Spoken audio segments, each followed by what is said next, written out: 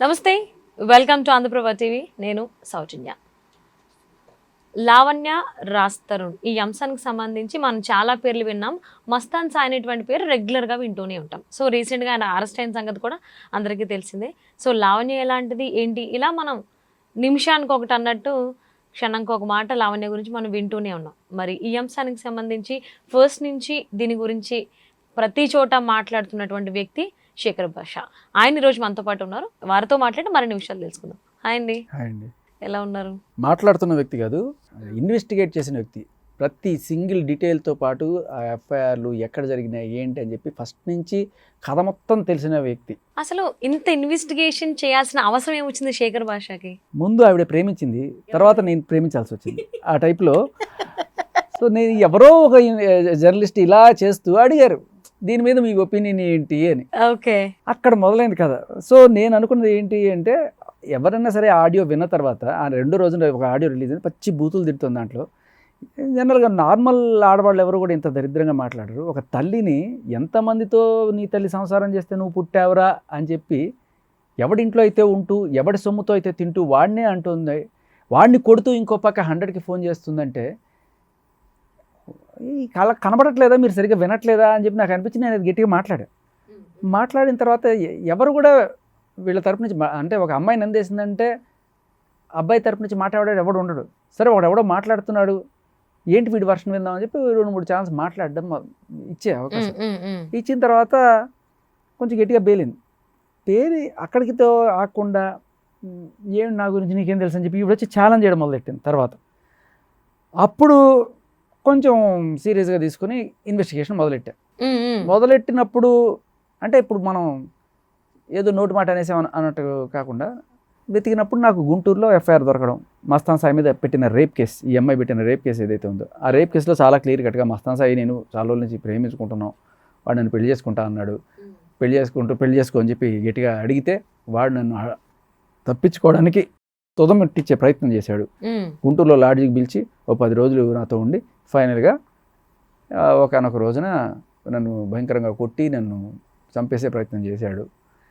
నా దగ్గర ఉన్న వస్తువులన్నీ గుంజుకున్నాడు, ఫోన్లు తీసుకున్నాడు, ఫార్మాట్లు చేశాడు, సాక్ష్యాలు కొట్టాడు, అంతా చెప్పుకుంటూ ఉండింది.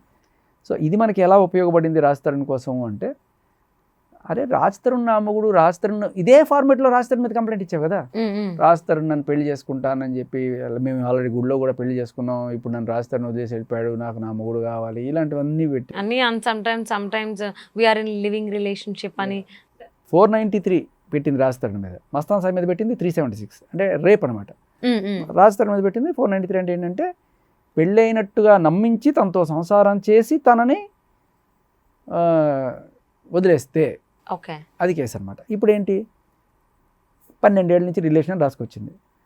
12 ఏళ్ళ నుంచి రాజ్ తరుణ్తో రిలేషన్ ఉంటే మస్తాన్ సాయి కావాలని ఎట్లా కేసు పెడతావు? అతను నన్ను పెళ్లి చేసుకోవాలి అని నువ్వు రాసావు కంప్లైంట్లో. అప్పుడు నేనేమన్నాను, ఒక పెళ్ళైన మహిళ ఇంకో మగాడిని పెళ్లి చేసుకుని ఎలా అడుగుతుంది? అడగదు. ఎందుకంటే అప్పటికి ఆవిడకి పెళ్లి కాలేదని ఆవిడ ఫీల్ అవుతుంది కాబట్టే ఆవిడ అడిగింది. మరి పెళ్ళయిందని ఈ కంప్లైంట్లో ఎలా రాస్తుంది? ఇది తప్పు అని నేను బాధించడం మొదలెట్టాను.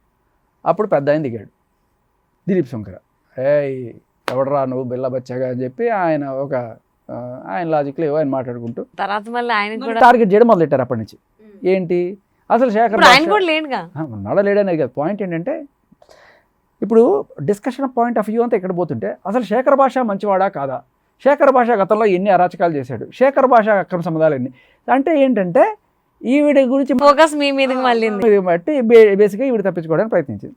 సరే నా మీదేసి ఉన్న బురదని కడుక్కుంటూనే ఇంకో పక్క ఫైట్ చేస్తూనే ఉన్నాను నేను. సో అలా చేస్తున్న టైంలో అప్పుడే అయిపోయింది బేసికలీ ఫైట్. ఎప్పుడైతే ఈ ఎఫ్ఐఆర్ పట్టుకొచ్చామో అప్పుడే కేసు మొత్తం వీగిపోయింది. జడ్జి మాట్లాడిన తీరు మీరు చూడాలి. ఇంతకీ ఈవిడ ముగుడు ఈయన ఎవరు కావాలని అడుగుతుంది ఈవిడ అని చెప్పి ఆవిడ అంటే వేరే కొంచెం సిగ్గున్న వాళ్ళకైతే అక్కడే ఇదైపోతుంది. బట్ సరే అది జరిగింది. తర్వాత కూడా అక్కడితో ఆగిపోకుండా బెయిల్ వచ్చేసిన తర్వాత కూడా వీళ్ళు బయటకు వచ్చి అసలు బెయిల్ వచ్చినంత మాత్రం వాడు నిర్దోష అయిపోతాడా, అది ఇది ఏదో మాట్లాడుకుంటూ మళ్ళీ ఇంకొక హీరోయిన్ దగ్గరికి వెళ్ళడం ముంబైలో చాలా జరిగాయి. అబ్బా కాదు, తర్వాత మధ్యలో మస్తాన్ సాయికి నాకు సంబంధం లేదు, వాడు నేను మంచి ఫ్రెండ్స్, అది రేపు కాదు ఎల్లుండి, ఇలా ఏవో చెప్పుకుంటూ అవును. మస్తాన్ సాయి నీ ఒక దీంట్లో కాల్లో తీసుకొని చాలా పవిత్రుడిగా చిత్రీకరించింది. అవును, చాలా కాల్ రికార్డ్స్ కూడా దానివల్ల బయటకు వచ్చాయి. ఏమైంది, మస్తాన్ సాయికి ఆయన రేప్ కేసు పోయిందంటే ఇంకా రేపు ఎల్లుండి కొట్టేస్తారు. ఎందుకంటే ఆన్ రికార్డ్ ఉంది కాబట్టి. ఆన్ రికార్డ్ ఒక పెద్ద ఛానల్లో లాయర్ సమక్షంలో కూర్చొని మాట్లాడిన మాటల్ని మనం తప్పు కాదనలేదు. అది కూడా ఆవిడ లాయరే. సో మస్తాన్ సాయి ఆ రకంగా అప్పటిదాకా మస్తాన్ సాయి మీద 10 కోట్లు డిమాండ్. ఏంటి, నీ మీద రేప్ కేసు తీసేయాలంటే 10 కోట్లు. అక్కడ ఇప్పుడు ఈ రకంగా అయితే ఒక సిఐ ఇక్కడ ఇరుక్కున్నాడని చెప్పి మనకి వార్తల్లో వింటున్నాము. అప్పట్లో ఇలాగే ఒక సిఐ గుంటూరులో, ఆయన కూడా డిఐఏ అనుకుంటా, ఆయనతో ఇటువంటి బాగా రక్తాలు వచ్చేట్టు గోకి ఫైనల్గా నీకు ఎందుకమ్మా నేనున్నాను, నీకు 10 కోట్లు నేను ఇప్పిస్తాను. సరే 10 కోట్ల నుంచి బేరం 2 కోట్లకు వచ్చింది. 2 కోట్లు ఇప్పిస్తారనే విషయం ఏదో రకంగా వీళ్ళకి రికార్డు దొరికింది. ఆ రికార్డు తీసుకెళ్ళి పై ఆఫీస్లో సబ్మిట్ చేశారు. ఈయన ఏంటి పోలీసా లేకపోతే ఏం పని చేస్తున్నాడు ఈయన, పోలీసా బ్రోకర్ పని చేస్తున్నావా, ఏం చేస్తున్నావు అని చెప్పి గట్టిగా వెళ్ళి వేసుకునేటప్పటికి ఇంకా ఆయనకి అక్కడి నుంచి ట్రాన్స్ఫర్ అయిపోవడం, వీఆర్లో వెళ్ళిపోవడం ఇదంతా అయింది. కట్ చేస్తే అదే సీన్ మళ్ళీ ఇప్పుడు రిపీట్ అవుతుంది. మళ్ళీ ఇప్పుడు ఎక్కడున్నా కూడా ఆవిడ కేసులు పండించుకోవడానికి కొంతమంది పోలీసుల్ని ఆవిడ చెప్తుంది కదా, నేను కాప్స్ని ఎలా ఉంచుకున్నాను నిన్ను కూడా అలా ఉంచుకుంటానని ఒక విలేకరుతో మాట్లాడుతుంది. సో 2 విషయాలు అంటే 3 విషయాలు కావాలి బేసికలీ. ఏదన్నా మనం సమాజంలో గట్టిగా ఒక కేసు గెలవాలన్నా లేకపోతే మన పక్షం రావాలంటే, ఒకటి కాప్స్, ఇంకొకళ్ళు మీడియాలో కొంతమంది రిపోర్టర్లు కావాలి మనకి, ఎస్పెషల్లీ క్రైమ్ రిపోర్టర్లు కావాలి, తర్వాత లాయర్లు. సో ఈ లాయర్లతో మామూలుగా నేను ఒక లాయర్కి వకాల్తా ఇవ్వాలంటే ఎక్కడ ఇస్తారండి, ఆఫీస్లో ఇస్తారు. అదేంటి ఇప్పుడు స్విమ్మింగ్ పూల్లో వకాల్తా ఇస్తుంది. అయ్యో మీరు చూడలేదా, అయ్యయ్యో ఇది చాలా మిస్ అయ్యారు మీరు ఎపిసోడ్లు మొత్తం సినిమా. ఏంటి రోజుకి ఒక అప్డేట్ వస్తే ఎక్కడికి వెళ్ళి తీసుకోవాలి, అది ఒక్కటే పని ఏంటి మాకు. ఇప్పుడు కాదు, చాలా రోజుల క్రితం జరిగింది అది. సీజన్ 1 అది, ఇది సీజన్ 2. ఒకనొక టైంలో లావణ్య మస్తాన్ సాయి ఎంత ఫ్రెండ్లీ కన్వర్జేషన్స్ అంటే కాల్ రికార్డ్స్ బయటకు వచ్చినవి. ఇప్పుడేమో తీరా చూస్తే మస్తాన్ సాయి చాలా దుర్మార్గుడు అది ఇది అని చెప్పని ఈవిడ వెళ్ళి వీడియోస్ ఇవ్వడం, ఆయన అరెస్ట్ అయిన తర్వాత ఆయన కొన్ని వీడియోస్ హార్డ్ డిస్క్లు ఇవ్వడం. అప్పుడు తెలీదా ఈవిడికి ఆయన దుర్మార్గుడని? ఏంటి హార్డ్ డిస్క్లు ఏంటి మరి, ఇంతకు ముందు రిలీజ్ అయిన కాల్ రికార్డ్స్ అన్ని ఏంటి, అవన్నీ ఫేకా? ఏంటంటే అమ్మా వీళ్ళందరికీ కూడా కొంతమంది లంచమో కొంతమంది మంచమో అలవాటు పడతారు. ఓకే. సో బేసికలీ ఇప్పుడు మీరు ఆ కాల్ రికార్డులు వింటే ఆవిడ ఏం చేస్తుంది, ఆఫీసర్ని సెడ్యూస్ చేస్తుంది. కాప్స్ని ఉంచుకున్నట్టు నేను ఉంచుకుంటాను ఒక విలేకరులతో ఉంటుంది. ఇక్కడతో ఆగకుండా ఎంతమందిని ఉంచుకుంటారు. అయ్యో మనం కొన్ని వీడియోలు చూసాం, లాయర్ పాపం ఆయన లాయర్ ఈవిడ కోసం కొట్లాడుతుంటాడు, ఆయనేమో స్విమ్మింగ్ పూల్లో ఈవిడతో చిలకలాడుతుంటాడు. ఊహించుకుంటేనే చాలా ఓకే. మీడియా పోలీసు మన గుప్పెట్లో ఉంటే మనం ఏదైనా చేయొచ్చు. How is it possible? ఎందుకంటే ఇప్పుడు నేను ఇప్పుడు తప్పు చేసి రెడ్ హ్యాండెడ్గా దొరికిపోయి సికింద్రాబాద్ రైల్వే స్టేషన్లో నువ్వు రెడ్ హ్యాండెడ్గా దొరికిపోయి ఓపెన్ చేయి అని చెప్పి పోలీస్ అంటాడు. ఈవిడేమంటుంది, నేను ఓపెన్ చేయను, నేను ఎందుకు ఓపెన్ చేయాలి, ఇది టైం కాదు, ఇది ప్లేస్ కాదు, మా ఇంటికి వెళ్ళి ఈ డ్రగ్ ప్యాకెట్లను పక్కన పెట్టేసి అప్పుడు నేను వస్తాను, అప్పుడు అడగండి ఓపెన్ చేయమంటే చేస్తానంటది.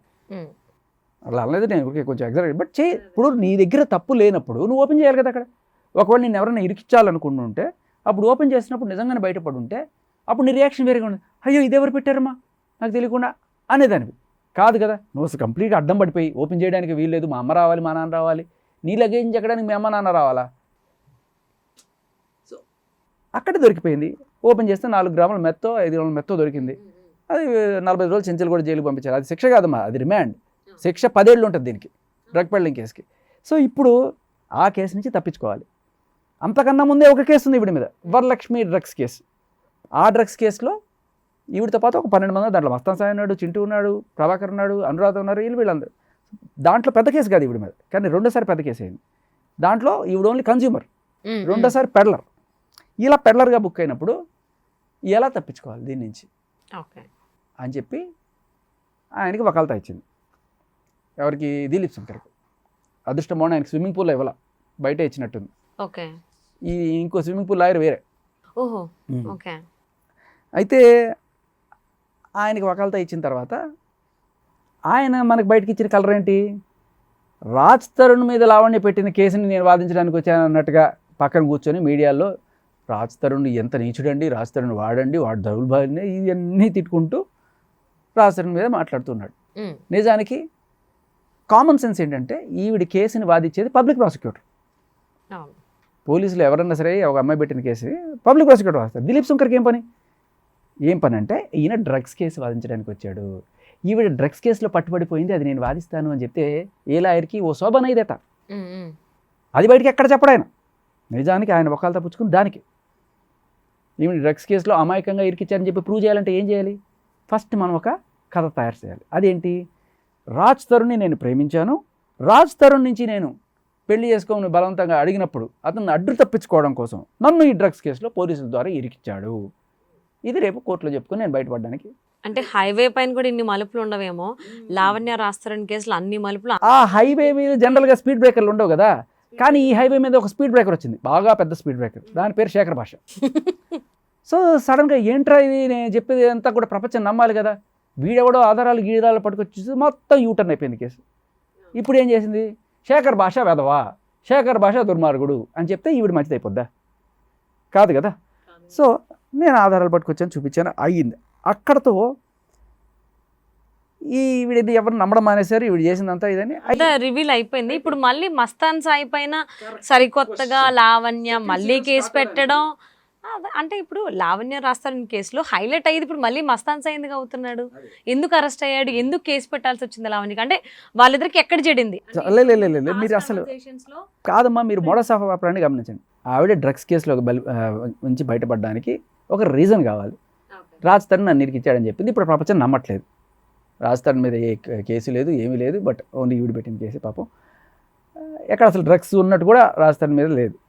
అయిపోయింది, ప్రపంచం అంతా ఏకపక్షంగా ఈవిడ చేసింది అని చెప్పి అర్థమైపోయిన తర్వాత ఇప్పుడు బయటపడడానికి రాజ్ తరుణ్ ఉన్నంత క్లీన్ క్యారెక్టర్ కాకుండా కొంత మలినం ఉన్నవాడు నేర్చుకుంది మస్తాన్ సాయి. ఇప్పుడు అంటే ఇంత అయిపోయిన తర్వాత మళ్ళీ ఇప్పుడే రావాల్సింది ఎందుకనే క్వశ్చన్ ఏంటంటే, వరలక్ష్మి కేసు ఇప్పుడు 23లో జరిగింది, 23 ఎండింగ్లో ఆ టైంలో జరిగింది. సంవత్సరం 2 నెలల తర్వాత, అంటే ఆల్మోస్ట్ 14 నెలల తర్వాత ఇప్పుడు అది కోర్టు మెట్లెక్కింది. మొన్న జనవరి 27న మొట్టమొదటి వాయిదా. ఈ 12 మందిని తీసుకెళ్లి కోర్టులో ప్రవేశపెట్టారు, ఇంక్లూడింగ్ మన అహల్య అమాయకురాలు లావణ్యని కూడా ప్రవేశపెట్టారు. సో అహల్య పేరు ఎందుకులేండి, ఆవిడే అన్యాయం చేసింది అంటే మామూలుగా మనకి అహల్య అమాయకురాలు అంటుంటారు కదా. సో అలా ఆవిడని కూడా ప్రవేశపెట్టారు. పెట్టినప్పుడు ఇంకా సరే ఫస్ట్ వాయిదాలో పెద్ద ఏమి ఉండదు, కొన్ని ఫైన్లు గిన్లు అవి ఎవరెవరు పెద్ద సెక్షన్లు ఎవరి మీద ఉన్నాయి, చిన్న సెక్షన్లు ఎవరి మీద ఉన్నాయి అవన్నీ మాట్లాడతారు. జస్ట్ నేమ్స్ అటెండెన్స్ తీసుకు తర్వాత 2వ వాయిదా మార్చి 4వ తేదీ ఉంది. ఈ 4వ తేదీ లోపల ఇప్పుడు కథ బయటపించి దాన్ని అటు ఇటు మలుపులు తిప్పి నన్ను వాడిరికిచ్చాడు, వీడిరికిచ్చాడు, శేఖర్ భాష ఇరికిచ్చాడు, మస్తాన్ సాయి ఇరికిచ్చాడు అని చెప్పి రకరకాలుగా ఏదో రకంగా చేసి తప్పించుకోవడానికి ప్రయత్నాలు మొదలుపెట్టింది. బట్ ఈ కేసులో నుంచి తప్పించుకోవడం పెద్ద విషయం కాదు. దీని తర్వాత వచ్చే కేసు ఒకటి ఉందే, ఏది సికింద్రాబాద్లో రెడ్ హ్యాండెడ్ ఓపెన్ చేయమంటే చేయను 4 గ్రాముల మెత్తు, అది ఇప్పటిదాకా విచిత్రంగా ఛార్జ్ షీట్ కూడా కాల. My God, just 90 days time period కదా ఛార్జ్ షీట్కి. అంటే విచిత్రం ఏంటంటే ఆ కేసు తర్వాత అంటే అంత కళ్ళ ముందు అన్నీ కనబడుతున్నా, కళ్ళ ముందు రెడ్ హ్యాండెడ్గా పట్టుకున్నా కూడా పోలీసులు ఛార్జ్ షీట్ చేయలేదు, నార్సింగ్ పోలీసులు.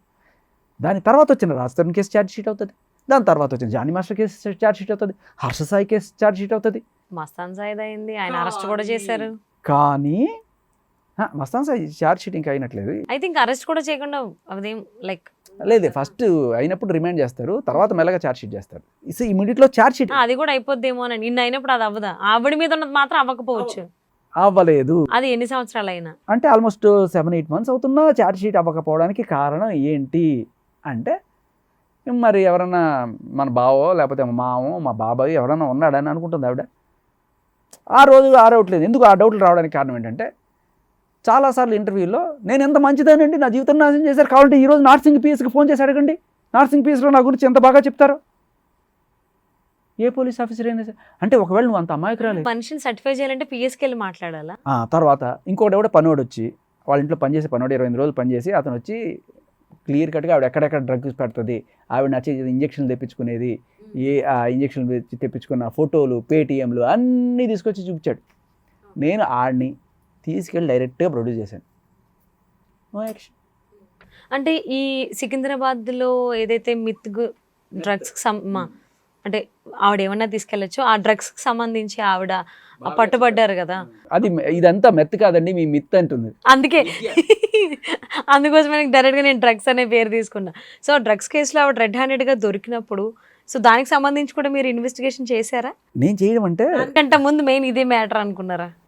లేదు ఇన్వెస్టిగేషన్ చేయడం అంటే నాకు ఎలా అంటే ఒకసారి మీడియాలో ముందు కూర్చొని మాట్లాడుతున్నప్పుడు వీడు ఎవడో ఉన్నాడు గట్టిగా నిలబడుతున్నాడు అన్నప్పుడు రకరకాల వాళ్ళు సాక్ష్యాలు పెట్టడం అది. ఇంకొకటి కూడా నాకు ఎలా వస్తాయి మీకు చెప్తా. ఇప్పుడు నేను మాట్లాడుతున్నప్పుడు కొన్ని పేర్లు ఇస్తా. చింటూ అంటాను, మస్తాన్ సాయి అంటాను, లేకపోతే అనురాధ అంటాను, ప్రభాకర్ రెడ్డి అని, ఇలా రకరకాల పేర్లు వీళ్ళందరివి ఎఫ్ఐఆర్లో ఉన్న పేర్లు. ఇవి తీస్తున్నప్పుడు వీళ్ళు భయపడి కొంతమంది మరి నా పరువు ఎందుకు తీస్తావురా, నీకు వాళ్ళకి ప్రాబ్లము, ఉరుమి మంగళ మీద పడ్డట్టు ఇప్పుడు మారింది కదా సామెత, హీరో విలన్ కొట్టుకుని కమెడీని చంపేసినట్టు మమ్మల్ని ఎందుకు బలి చేస్తారు అని చెప్పి వీళ్ళు ఫోన్ చేస్తారు నాకు.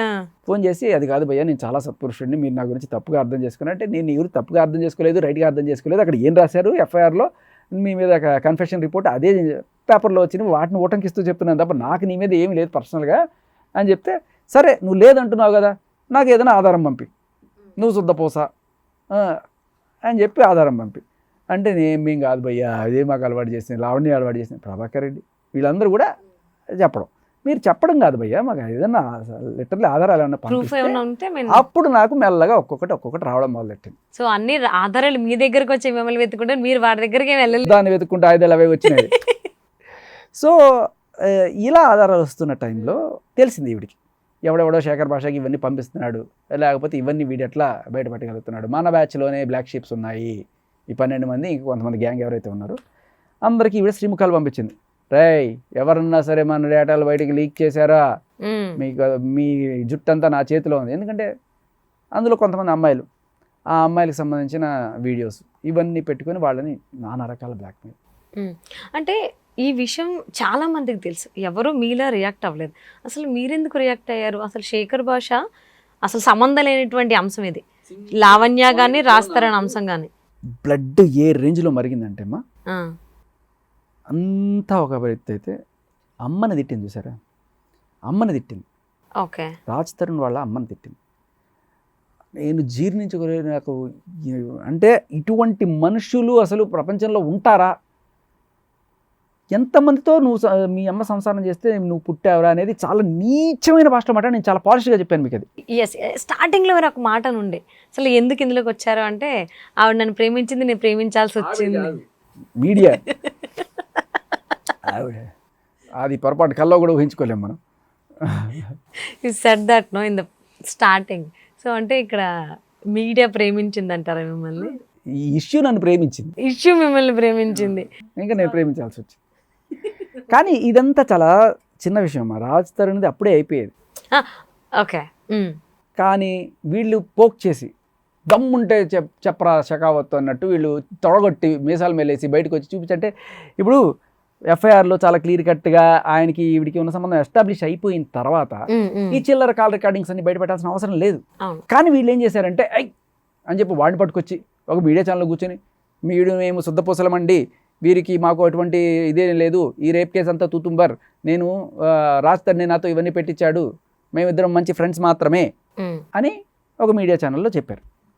చెప్తే ఏంటంటే బేసికల్లీ కళ్ళ ముందు కనబడుతున్న దానైనా సరే మేము అబద్ధం అని చెప్పగలం, మా దగ్గర మీడియా ఉంది అని చెప్పి వాళ్ళు చేసిన ప్రయత్నాన్ని నాకు మండింది. అరే నా దగ్గర ఏం లేదనుకుని నేను కాముగా ఉంటున్నాను అనుకున్నారా, నా దగ్గర 100 ఉన్నాయి, అవసరం లేదని నేను కాముగా ఉన్నా. ఆ తర్వాత బయట పెట్టాల్సి వచ్చింది మస్తాన్ సాయి లావణ్య గుండె చప్పుడు. మీరు అది వినే ఉంటారు, మీరు అది కూడా వినలేదు చెప్పి. స్విమ్మింగ్ పూల్ చూడకపోయారు కనీసం. లైవ్లో మీరు నాకు వినిపించారు ఇంతకు ముందు పాత ఇంటర్వ్యూలో, నాకు కూడా వినాల్సి వచ్చింది. అది విన్న తర్వాత ప్రతి ఒక్కడికి అర్థమైంది మస్తాన్ సాయికి ఈవిడికి ఉన్న రిలేషన్. మధ్యలో కట్స్ కూడా వచ్చినాయి, అయ్యో డీజే కూడా వచ్చింది దాని మీద, నా గుండె నీ గుండె, నా గుండె నీ గుండె, నా గుండె నీ గుండె అనుకుంటూ. సో మరి అలా గుండెలు ఇప్పుడు ఎందుకు కొట్టుకుంటున్నాయి? ఒకళ్ళకి సంబంధించిన వీడియోలు ఇంకోళ్ళు ఎందుకు? గుండె తర్వాత కొట్టుకోవాలి కదా, ఆ గుండె కొట్టుకోకపోతే ఎట్లా? అంటే నార్మల్గా కొట్టుకుంటే ఓకే, గట్టిగా కొట్టుకోకూడదు కదా, పోతాడు మనిషి. మీరు కొట్టుకున్నారు, రోడ్లో పడి కొట్టుకోవడం ఎందుకు?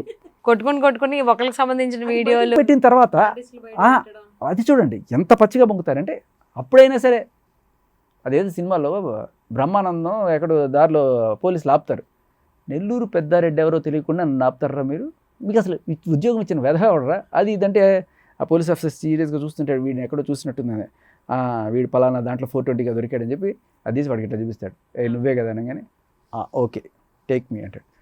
సో ఈవిడ కూడా బయటికి రానంతకాలం నేను నేను అసలు ఎవరు అనుకుంటున్నా, నేను అహల్య అమాయకురాలు ఇలా చెప్పుకుంటుంటే ఫస్ట్ ఎఫ్ఐఆర్ చూపించాం, అయినా కూడా తగ్గలే. అది అంటే తర్వాత గుండె చప్పుడు చూపించాం, అప్పుడు కూడా వచ్చి ఇదంతా కూడా మేము ఇలాగే ఫ్లడ్ చేసుకుంటాం, మేము మామూలుగా ఇలాగే మాట్లాడుకుంటాం.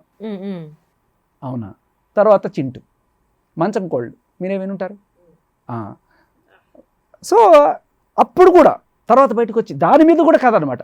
అసలు నేను చింటూ కలిసి మస్తాన్ సాయిని ఉడికిద్దాం అనుకొని మేము ఇద్దరం కలిసి రికార్డ్ చేసిన కాల్ అది మీరు ఈ మధ్య కన్ఫ్యూజ్ అయ్యారు. ఓకే అవునా అని చెప్పి నా చెవులో ఇంత పెద్ద చెట్లు ఇలా. తర్వాత అదైతే అది సరే వినేవాడు వెరీ పుష్పం అయితే ఎన్నైనా చెప్పచ్చు మనం. అలా ఆవిడ చెప్పిన తర్వాత అప్పటికి జనాల్లో క్లియర్ కట్గా అప్పటిదాకా కొంతమంది ఎందుకురా ఆడపిల్లని అహల్యని అనవసరంగా నువ్వు ఇది చేస్తావని చెప్పి నన్ను నానా రకాలుగా కొంతమంది ఉన్నవాళ్ళు కూడా మొత్తం కంప్లీట్గా, ఎందుకంటే అక్కడితో అయిపోయేదాన్ని ఆవిడ వదలకుండా ఎంబడబడి సాక్ష్యాలు నాతో బలవంతంగా తిప్పించుకుంది. దమ్ముంటే అని చెప్పి ఆఖరికి ఇది అక్కడి నుంచి మలుపు తీసుకొని ఆ టైంలో ఈవిడ బ్లాక్మెయిల్ చేసిన ఒక అమ్మాయి ప్రీతి అనే ఒక అమ్మాయి నన్ను 2 ఏళ్ళుగా నానా రకాలుగా, అంటే ఆ అమ్మాయి ఏదో ట్రావెల్ బ్లాగ్ చేసుకుందామని వాళ్ళ ఫ్రెండ్ ఉదయ్ తోటి కలిసి వీళ్ళింటికి వెళ్ళారట. వెళ్ళినప్పుడు ఫస్ట్ డేనే నీకు సర్ప్రైజ్ నోట్ తిరుగు అని చెప్పి టక్కన నోట్లో ఏదో పిల్లేసేసి ఏంటిదంటే కొత్తగా చెప్పి తాగిపించేసి ఆ అమ్మాయికి డ్రగ్స్ అలవాటు చేసింది, బలవంతంగా డ్రగ్స్ అలవాటు చేసింది. సో అలవాటు చేసిన తర్వాత ఇంకా ఎందుకంటే ఒకటి ఆ అమ్మాయికి కంపెనీ కావాలట డ్రగ్స్ చేసేటప్పుడు, ఇంకొకటి ఒక పనోళ్ళు సేవలు చేసేవాళ్ళు కావాలట. ఈవిడికి సేవలు చేయడానికి ఆ పని ఈ పని చేయడానికి ఈవిడ ప్రెగ్నెంట్ అని చెప్పేదట. చెప్పి ఈవిడతో అడ్డమైన చాకరీ చేయించుకునేదట. సో పాపం ఆ అమ్మాయి కథ వింటే నాకు చాలా జాలేసింది. తర్వాత ఒక రోజు నాకు ఫోన్ చేసి ఆ అమ్మాయి చెప్పిన తర్వాత, అమ్మ సరే మీకోసం నేను నిలబడతాను, ఏం చేద్దాం, మీ దగ్గర ఏమైనా సాక్ష్యాలు ఉన్నాయి, మనం ఖచ్చితంగా వెళ్ళి ఇంత దారుణంగా చేసింది పోలీస్ కంప్లైంట్.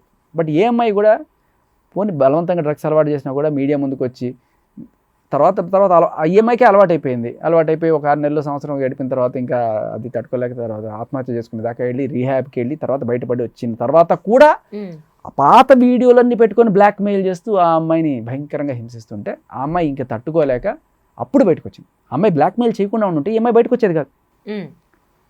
సో ఇవన్నీ చిన్న విషయాలమ్మా, మస్తాన్ సాయి మంచం కోళ్ళు ఇవన్నీ చాలా చిన్న విషయాలు, ఇవన్నీ అక్రమ సంబంధాలు, వాళ్ళ పర్సనల్ చాయిస్ వదిలేద్దాం. ఇది చాలా దారుణమైన విషయం. ఒక అమ్మాయి 21 ఏళ్ళ అమ్మాయి ఏదో పని చేసుకుందాం నీ దగ్గరికి వచ్చినప్పుడు ఆ అమ్మాయికి నువ్వు బలవంతంగా డ్రగ్స్ ఇవ్వడం, మిగతావన్నీ వదిలేద్దాం. దీనికి మాత్రం చాలా గట్టిగా శిక్ష పడాలి. ఇప్పటిదాకా వాళ్ళని సేవ్ చేయడం మాత్రం ఈవిడికి. అంటే ప్రీతి ఏమైనా కేసు పెట్టడం జరిగిందా? ప్రీతి వెళ్ళి మాకు తెలియక పాపం నర్సింగ్ పిఎస్ చాలా పవిత్రమైంది, వాళ్ళందరూ కూడా ఎందుకు అందరూ నర్సింగ్కి వెళ్తున్నారు, అదంతా పెద్ద అదే ఏరియా కదమ్మా జరిగినాయి, అంటే సీన్ ఆఫ్ అఫెన్స్ జరిగింది అక్కడే కాబట్టి వెళ్ళి మొత్తం రిపోర్ట్ ఇస్తే మరి మాకు తెలియదు కదా ఈవిడ. అప్పుడు నా గుండె నీ గుండె మంచం కోళ్ళు. ఈ సీజన్లో మీకు వచ్చినది ఏంటి తెలుసా, నాకు కసి, నేను రెచ్చగొడతా, నేను గలీజ్ దాన్ని, నువ్వు ఎక్కడున్నావు చెప్పు, నేను అక్కడికి వస్తా, 25 కిలోమీటర్లైనా వస్తా, గోడ దూకుతా నీకోసం అని చెప్పి ఆయనతో మాట్లాడుతుంది. ఇది లేటెస్ట్ సీజన్ అప్డేట్ అనమాట. కాకపోతే మొబైల్లో కూడా ఇన్ని అప్డేట్స్ రావనుకుంటా సాఫ్ట్వేర్కి సంబంధించి. ఇది వచ్చిన తర్వాత పాపం అంటే ఆయన పాపం హంబుల్గానే మాట్లాడుతున్నాడు. నేను ఆయన కూడా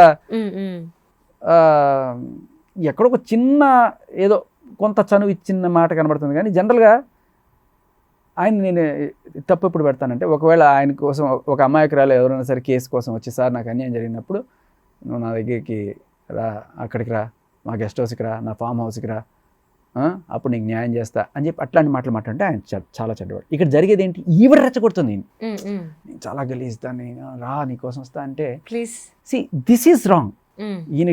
ఈయన అప్పటికీ కూడా నేను దూరంగా ఉన్నాను, ఎక్కడ ఉన్నానని చెప్పి తప్పించుకున్నాడు తప్ప లాగిపెట్టి మొహం మీద కొట్టి ఇంకొకసారి ఇలాంటి దరిద్ర పనులు చేయకు అని చెప్పకపోవడం ఏం చేసింది తప్పు. అంతేగాని ఈయన ఏదో ఒక చిన్న అది నేను అంటే ప్రజెంట్ ఇంకేమైనా లేటెస్ట్ అప్డేట్ ఉందా మాకు తెలియంది, ఎందుకంటే అది చెప్తున్నా కదా సాఫ్ట్వేర్ అప్డేట్ అయినా కొంచెం టైం తీసుకుని వస్తుంది, కొన్ని మంత్స్కి పని. ఇక్కడ ఏంటంటే ఈ రోజు తెలుసుకునేది రేపు ఉండట్లేదు. మీకు ఎందుకు చెప్తున్నా అంటే ప్రీతి కేసులో ఆ రోజున ఎందుకు ఎఫ్ఐఆర్ కాలేకపోయింది అంటే ఈవిడ ఇలా పోలీస్ ఆఫీసర్స్తో సంబంధాలు పెట్టుకొని వాళ్ళని బ్లాక్మెయిల్ చేస్తుంది. ఈ వీడియోలు తీసుకుంటుంది ఆవిడ, ఆయనతో మాట్లాడుతున్న వీడియో తీసుకొని ఆ వీడియో పెట్టుకొని ఆయన బ్లాక్మెయిల్ చేయడం.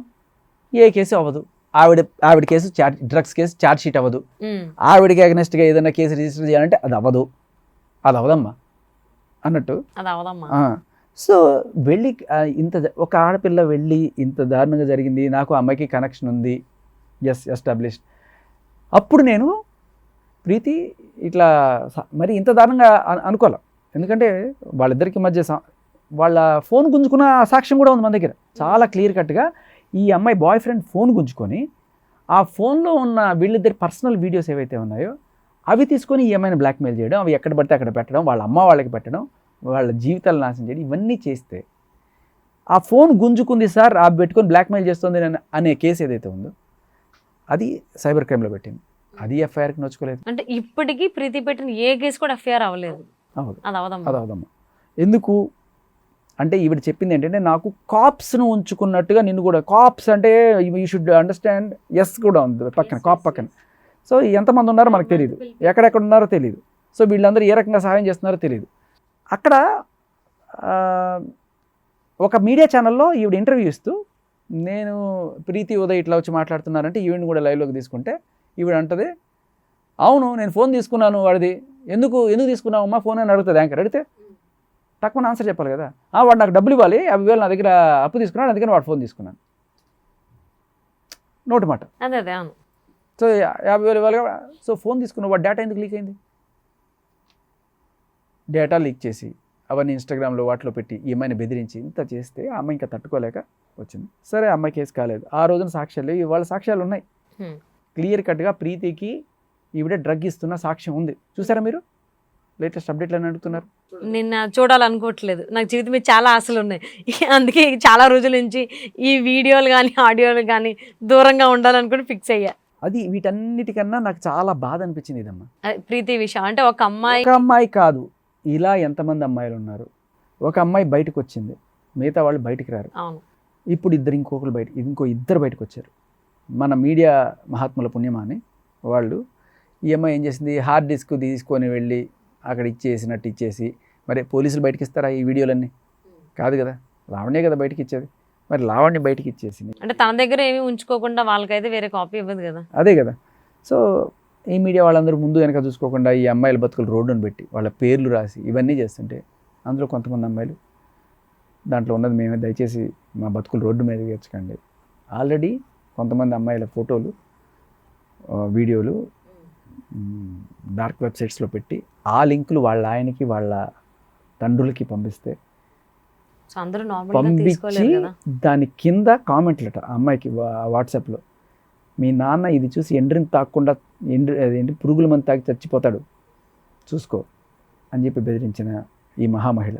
అలాంటి పెద్ద పెద్ద పేర్లు ఎందుకు? అలాంటి వాళ్ళకి ఆ పదాలు కూడా చాలా ఏడుస్తే, ఎందుకు ఆవిడకి నా పేర్లు ట్యాగ్ లైన్స్ ఇస్తున్నారు అని చెప్పేసి అని. సో చాలామంది అమ్మాయిల పేర్లు ఉన్నాయని తెలుస్తుంది. లావణ్య బాధితులు అనేటువంటి వాళ్ళు. సో ఏదేమైనా ప్రీతి ఎలా అయితే ధైర్యంగా వచ్చారో రిమైనింగ్ వాళ్ళు కూడా ఎవరు రారమ్మా, ఎందుకు వస్తారమ్మా? మిమ్మల్ని అడుగుతాను, మీరు చెప్పండి. ఒకవేళ అదే మీకు పొరపాటును కూడా జరగద్దు, బట్ ఒకవేళ మీరు అమ్మాయి కదా, వస్తుందా ఏ అమ్మాయినా? ఆ అమ్మాయి వచ్చేట్టు చేసింది ఎవరు చెప్పనా? వచ్చేట్టు ఎవరు చేసింది చెప్పరు? లావణ్య. ఎందుకంటే అమ్మాయి మానాన్ని అయిపోయింది, ఏదో రీహాబ్లో చేసుకుని మొత్తం బయటకు వచ్చేది బతుకుతుంటే, నువ్వు శేఖర్ భాషకి ఏమైనా డీటెయిల్స్ ఇచ్చేస్తావేమో, చూడు నీ పని అయిపోయింది అమ్మని ఇన్స్టాగ్రామ్లో పెట్టి నా రకాలుగా బెదిరించి ఇంత చేస్తే ఇంకా తట్టుకోలేకొచ్చింది అమ్మాయి బయటికి. సో ఆబ్వియస్లీ అంటే ఎవరికైనా ఒక లిమిట్ ఉంటుంది భరించడానికి, ప్రతి దానికి ఉంటుంది. భరించిన లిమిట్ దాటిపోయిన తర్వాత ఎవరిని ఆపలేరు. సో ప్రీతి అదే చేస్తున్నారు. ప్రీతి విషయాల్లో నేనేం తప్పుపట్టను. సో రియలైజ్ అయ్యారు.